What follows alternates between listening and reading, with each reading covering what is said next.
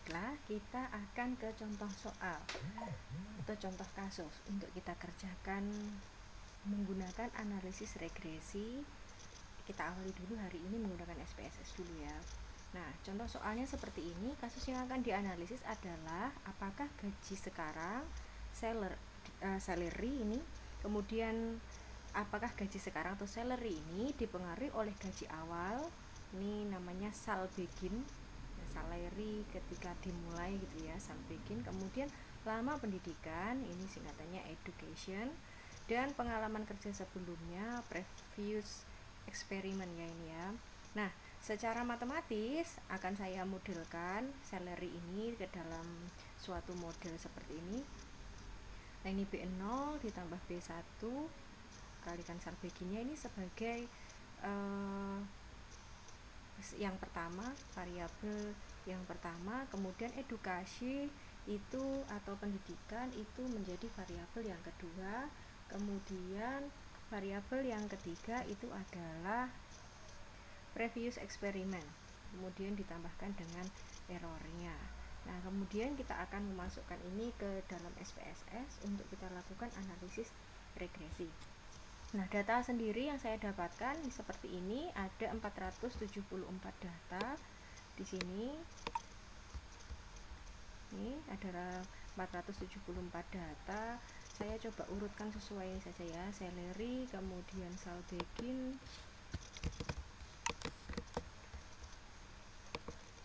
kemudian education, kemudian eksperimen seperti ini.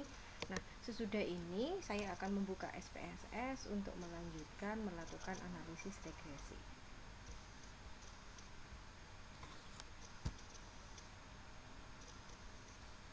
Baiklah, saya akan melanjutkan setelah saya punya data di Excel tadi. Kemudian data-data tersebut saya import di SPSS seperti ini.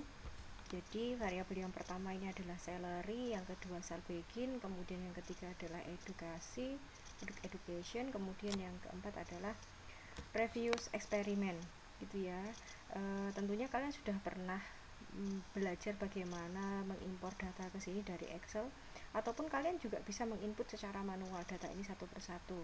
Tetapi karena ini ada 400 lebih ya datanya, tidak memungkinkan saya input secara manual, saya lakukan copy paste tadi ya, karena kebetulan saya tidak tahu ini import datanya tidak bisa, JavaScriptnya tidak mendukung.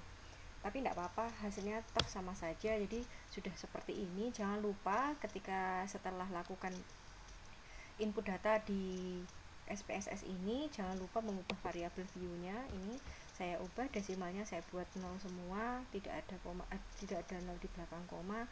Kemudian di sini juga saya tentukan skala pengukuran datanya. Untuk salary itu skala pengukuran datanya itu rasio, kemudian ini juga rasio. Sal begin sama ya, sama-sama salary. Kemudian untuk edukasi ini memang nominal, karena tidak ada tingkatan tertentu di di edukasi. Bukan berarti kalau misalkan dia belajarnya lebih banyak, tahunnya lebih banyak itu lebih baik dari yang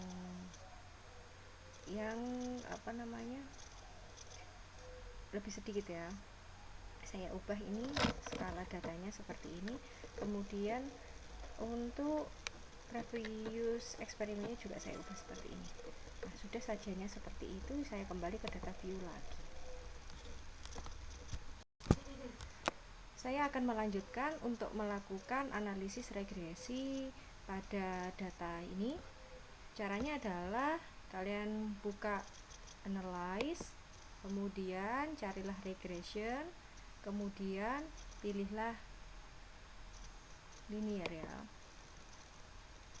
Ditunggu. Nah, kalau sudah seperti ini, di sini ada dependent dan independent. Yang dependent atau variabel yang menjadi variabel y-nya adalah salary. Diklik di sini, kemudian masukkan ke sini. Kemudian untuk variabel independentnya ada 3, yaitu sal begin, education, dan previous experiment. Kita masukkan satu persatu. Education, kemudian previous experiment. Nah, seperti ini.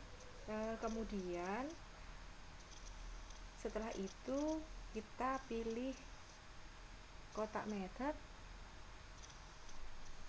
Ini sudah berarti enter. Oke, abaikan saja yang lainnya, kemudian kalian bisa mengklik oke. Oke. Nah, sambil menunggu outputnya, perhatikan di sini nanti akan keluar output dari SPSS-nya seperti ini. Untuk selanjutnya bagaimana membaca output, kita akan lanjut ke penjelasan selanjutnya ya.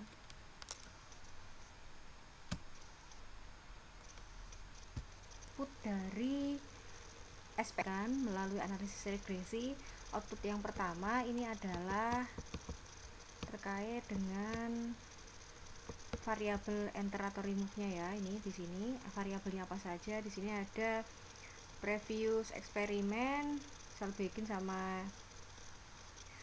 education. Kemudian ada yang kedua adalah output terkait ini model summary, yang di sini nanti yang akan kita baca adalah R square-nya sama adjust R square-nya. Nah, terus kemudian ada ANOVA B. ANOVA B ini adalah untuk uji signifikansi keseluruhan atau uji statistik F-nya. Kemudian yang ketiga ini ada output yang ketiga, ini adalah untuk uji signifikansi parameter individual atau uji statistik T-nya. Kita mulai dari yang pertama dulu, dari koefisien determinasi dulu. Di sini model summary, dari model summary ini diketahui bahwa R square-nya adalah sebesar 0,802. Hal ini berarti 80% variasi gaji akhir salary atau salary dapat dijelaskan oleh variasi dari 3 variabel independen, yaitu gaji awal, sal begin, kemudian ada edukasi atau lama pendidikan, education atau lama pendidikan, dan pengalaman kerja sebelumnya atau previous experiment. Sedangkan sisanya yaitu 100% dikurangi 80% ya, yaitu 20% dijelaskan oleh sebab-sebab yang lain di luar model. Nah, standar error of estimate SEE sebesar ini ya 7.631,917. Ini semakin kecil nilai SEE-nya akan membuat model regresi semakin tepat dalam memprediksi variabel dependen. Jadi ini juga kita perhatikan bahwa kalau dia itu semakin kecil, maka dia akan semakin tepat model regresinya dalam memprediksi variabel dependen. Itu untuk koefisien determinasinya. Nah, kemudian yang selanjutnya adalah uji signifikansi keseluruhan atau uji statistik F-nya. Di sini di ANOVA B ini, di tabel ANOVA B, yang utama yang kita perhatikan di sini adalah nilai dari F hitungnya. Nilai F hitungnya adalah 632,607 dengan probabilitasnya ini nilai sig-nya adalah 0,0000. Oleh karena probabilitasnya itu lebih kecil dari 0,05, biasanya kalau di ilmu sosial itu kita menggunakan alfanya adalah 0,05. Maka dapat disimpulkan bahwa koefisien regresi Saalbegin, education, dan previous experiment itu dapat disimpulkan dia tidak sama dengan 0, atau ketiga variabel independen ini secara keseluruhan berpengaruh terhadap salary. Hal ini juga berarti nilai koefisien R kuadrat tidak sama dengan 0 atau signifikan. Jadi yang kita perhatikan adalah nilai untuk tabel ANOVA B ini adalah nilai F-nya dan nilai sig-nya ini ya, dibandingkan dengan nilai alfa yang sudah ditentukan oleh peneliti.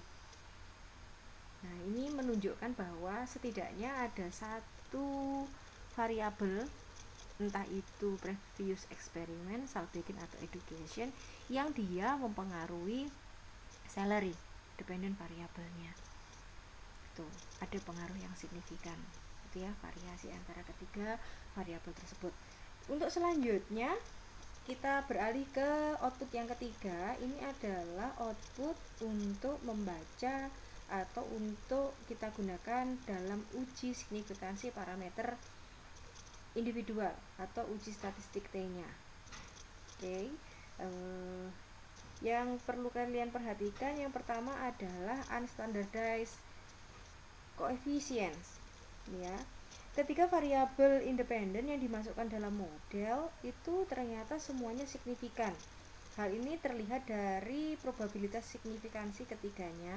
Ini yang dilihat adalah signifikansi ketiga untuk Saalbecken, education, dan previous eksperimennya semuanya di bawah 0,05. Artinya baik variabel Saalbecken, education maupun previous eksperimen itu memiliki pengaruh yang signifikan terhadap salary.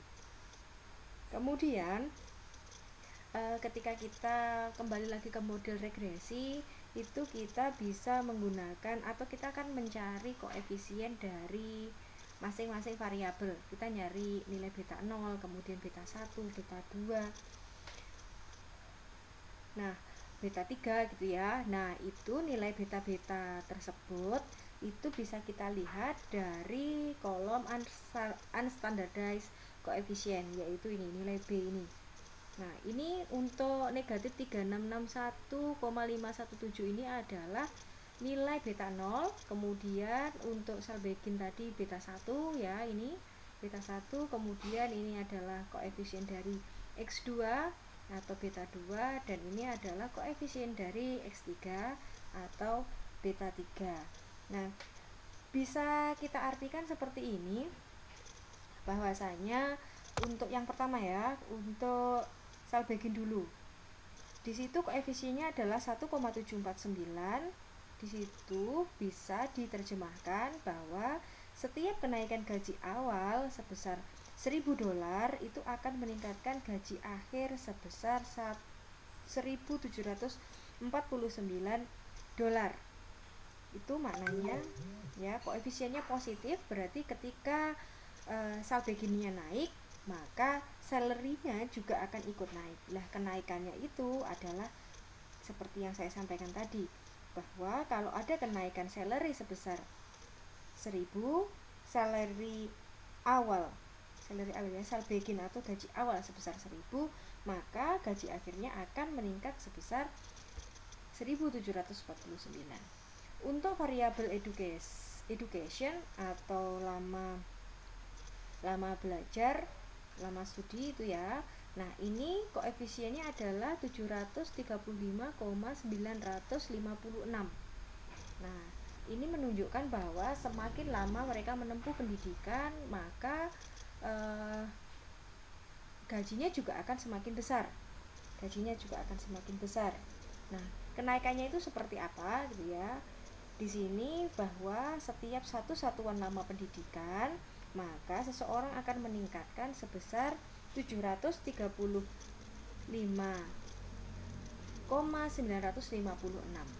Jadi setiap satu satuan lama pendidikan nanti salary-nya akan naik sebesar ini ya.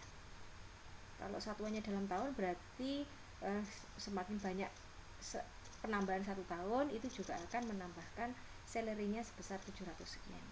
Kemudian untuk variabel yang ketiga yaitu previous experiment. Untuk variabel previous experiment ini menunjukkan bahwa dia koefisiennya negatif 16.730 ya. Oh, ini ternyata titik ini bukan koma ya, ini adalah titik ya. Berarti tadi edukasi itu kalau satu satuan nama pendidikan akan meningkatkan sebesar 735.956 ya. Oke, dolar. Kemudian untuk kayak sekarang ke previous eksperimen ini adalah negatif 16.730. Ini menyatakan bahwa kenaikan lamanya pengalaman kerja satu satuan itu akan menurunkan gaji akhir sebesar 16.730 karena dia berhubungan negatif atau memiliki hubungan yang berbanding terbalik. Maka di sini semakin meningkatnya pengalaman kerja ternyata malah menurunkan gaji awal. Penurunannya setiap satu satuan pengalaman kerja itu adalah sebesar 16.730.